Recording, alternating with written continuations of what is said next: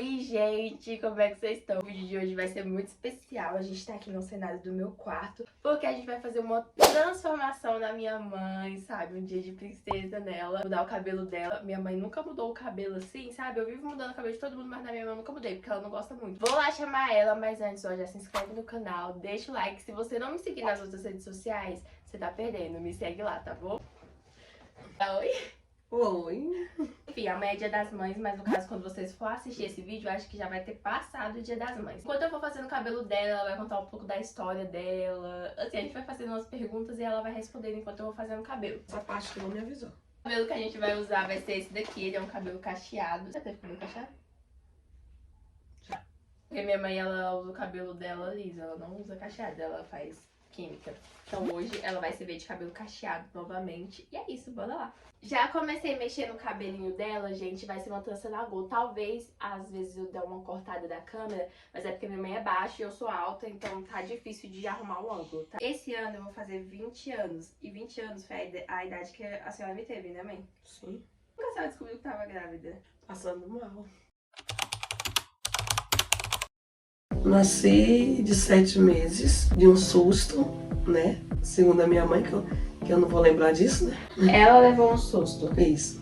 Mas eu nasci com a cabeça toda quebrada, os ossinhos do lado de fora. Aí, segundo ela, como naquela época, cidade do interior, eles não tinham muito recurso nem para quem recorrer, eles achavam que eu ia a óbito. Então eles começaram a distribuir os enxovais e preparar o velório. Mas enquanto eles preparavam o velório, meus olhos abriam, né? Porque os meus olhos não se fecharam. Mas, tipo, não tinha aquilo do médico da tapa pro bebê acordar e tal? Quem fazia os partos eram as parteiras, não tinha isso não. A minha infância... Esses dias eu tava lembrando da minha infância. Não tenho saudade da minha infância. Faz tempo, hein, mãe? Mas não, pouquinho tempo. Lembrando, semana passada, a minha infância foi muito boa, eu brinquei muito. Você imagina, eu brinquei. As brincadeiras sadias, sabe? Brinquei de pula-pula, pular corda, caiu no poço, amarelinha. É umas brincadeiras que a gente cantava as musiquinhas batendo na mão. Uhum. Que eu nem sei mais. E a senhora pensou no Maranhão, né? Tipo, lá na cidade do Codó Maranhão. Isso, lá no Maranhão. Começou lá no Codó Maranhão? Isso. Mas eu comecei a trabalhar com 12 anos. 12 anos, uma moça pediu à minha mãe que ela ia me ajudar a estudar na capital da cidade lá. E minha mãe, toda feliz, ia estudar na capital e me enviou. Só que na verdade eu fui pra lá pra ser doméstica, né? Eu era doméstica, eles falaram que eu ia pra lá pra estudar. Mas você não recebia nada, trabalhava e não recebia nada? Não, eu recebia roupa e calçado. Detalhes, a roupa e calçado que eu recebia era a roupa que não servia mais na filha da moça, né? Tipo, a roupa da filha da moça não servia mais, a gente recebia roupa e calçado. E pra mim era uma felicidade. Quando ela me levar no shopping ou em algum local do centro, eu já ia muito feliz, né? Porque na minha cidade não tinha nada disso. Então pra mim ali já era uma diversão. E aí eu fui trabalhar depois com outra patroa da minha mãe, que tava com essa mesma história, que eu ia estudar.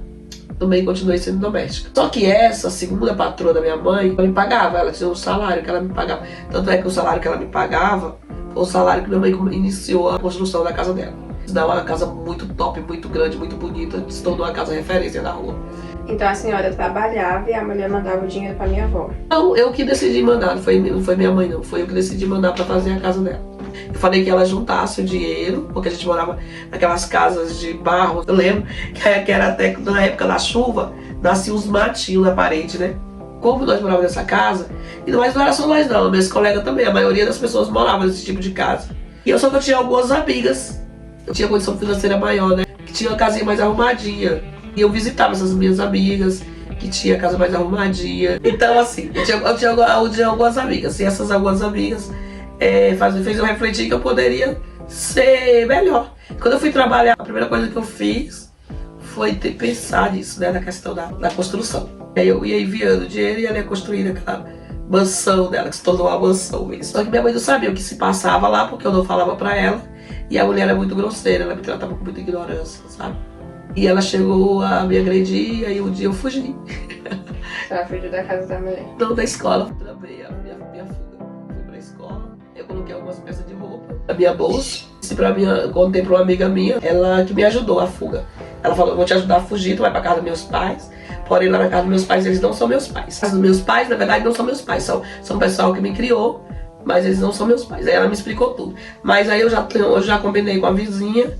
E a vizinha dos meus pais vão te acolher. Aí realmente foi a vizinha que me acolheu. Minha mãe não sabia de nada, que minha mãe... Pensa numa mulher louca pelos filhos, era minha mãe. Aí ela fiquei sendo babá. E eles me procurando. Até quantos anos, mais ou menos? Uns 15. Mas nesse tempo a senhora parou de estudar? Nunca parei de estudar. Parou de estudar. Nunca parei. Um certo tempo, eu retornei pra minha cidade. E da minha cidade foi que minha irmã me trouxe pra cá. Eu cheguei aqui, comecei na casa da Edna. A Edna até me ajudou muito, né? Uma coisa que eu achei diferenciada do pessoal de Brasília, do pessoal do Nordeste, o tratamento com os empregados. Porque lá no Nordeste, o empregado ele tem que ficar em pé, não sei se ainda é assim, perto da mesa, esperando eles comer. Come o que sobra. Não pode comer junto com o seu patrão. A casinha no fundo do quintal, como se fosse do cachorro. E o tratamento é diferenciado.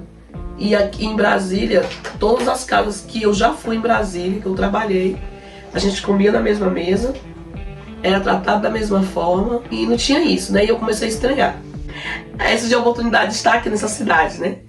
Aí nessa cidade que eu comecei também como doméstica, lá em Sobradinho. Eu trabalhava em Sobradinho. E morava aqui em Planaltina? Morava aqui. Gente, pense numa luta. Eu pegava um ônibus naquela época, era rápida Planaltina, uma sucata velha toda quebrada. A gente ia em pé, aí a gente descia no Colorado. Lá no Colorado, antigamente, não existia ônibus que entrava lá em lotação. A gente caminhava 40, 50 minutos para chegar no local, que era um lugar muito longo, um espaço cheio de mato. Era um lugar... Hoje não, hoje lá tá lindo, hoje lá tá todo calçado, tudo arrumado. Tem ônibus, tem lotação, a gente andava para chegar nesse condomínio.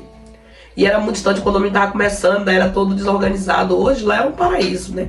Engraçado que eu tinha força para ir, pegar esse ônibus, andar esse período para chegar e andar esse período para voltar, para atravessar umas 3 pistas para chegar e pegar a sucata véia e vir para Planaltina de Goiás. E ainda, à noite, ainda ia para a escola. A senhora estudava à noite, não parou de estudar? Não, eu continuei estudando à noite, né?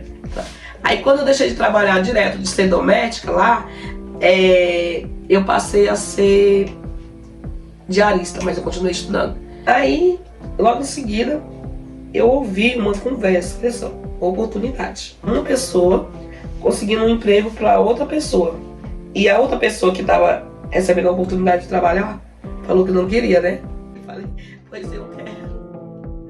E eu fui trabalhar nessa casa. Só que a casa era muito grande e eu não dava conta de trabalho, né? Às vezes quando eu chegava... Mas era aqui na cidade? Aqui na cidade. Onde era melhor, né? Era melhor.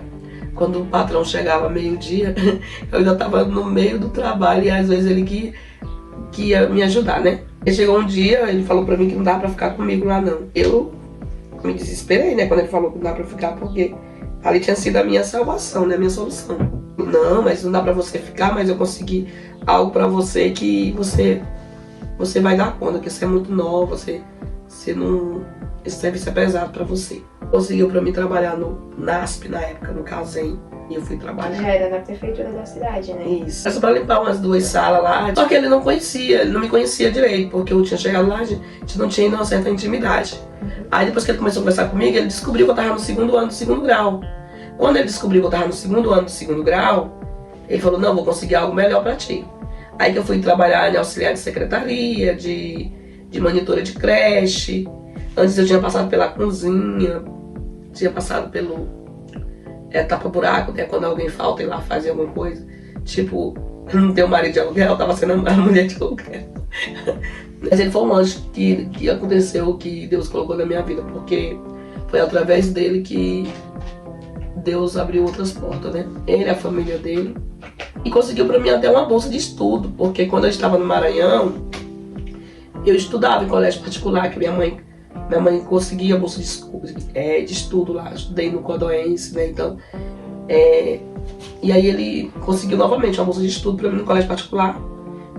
Eu fui estudar nessa escola e ele continuou me ajudando. Sempre me dando conselho, né? Gente, pense num homem abençoado, assim, que Deus vai retribuir as bênçãos na vida dele. Porque ele só não me ajudou como ele ajudou a minha família, ajudou meus irmãos, né? Meu pai, velhinho, veio. Aí ele conseguiu trabalho pro meu pai, conseguiu trabalho pro meu irmão, que foi a óbito, né? O Nonato.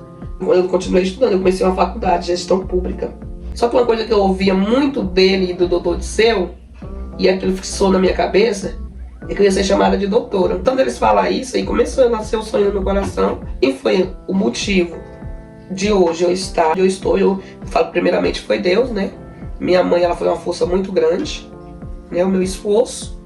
E o Lázaro Socorro, ele foi um grande...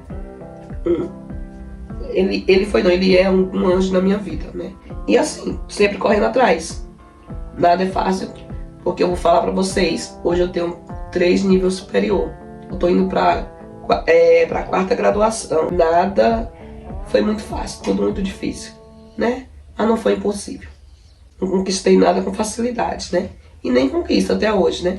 Babies, a gente começou a colocar o cabelo, só que temos um problema. Esse cabelo é tipo assim, muito, muito ruim. Olha aqui, vira assim de costas, mãe. Tipo, frisa muito e embola. Eu não sei se vai dar pra mim ficar nem uma semana com isso aqui, mas eu vou tentar colocar e finalizar. E a gente vê como é que fica no final, mas assim, eu não tô gostando.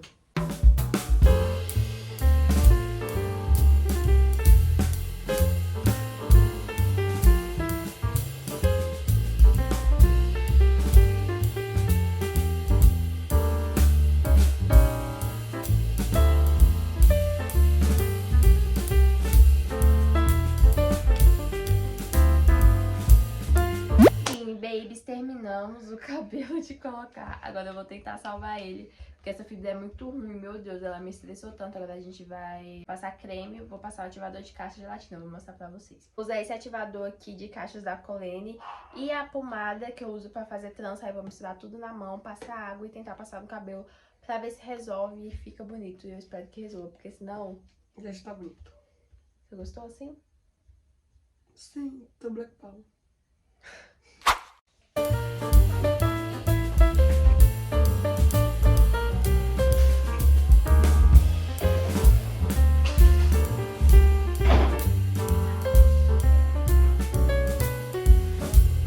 Bom dia, babies! É um novo dia. Ontem minha mãe teve que sair. A gente só finalizou o cabelo, mas a gente vai finalizar hoje. Agora eu vou fazer a maquiagem nela. Eu vou acelerar o vídeo pra não ficar tão longo aí pra vocês. E aí a gente já volta com o resultado final pra vocês verem como é que ficou essa transformação. Bora lá. Dá um beijo.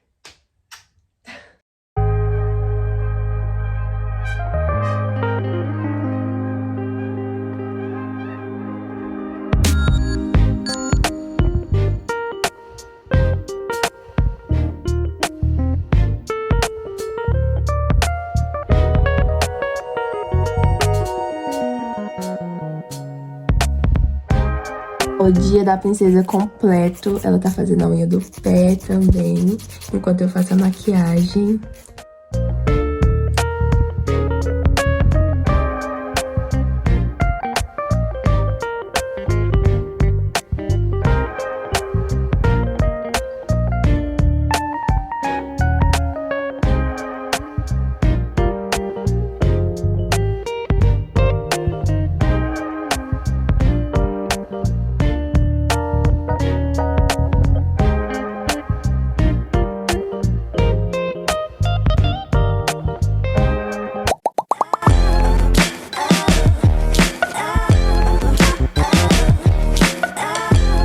Gente, olha só esse resultado. Depois da make, tudo pronto. Ela colocou o vestido laranja.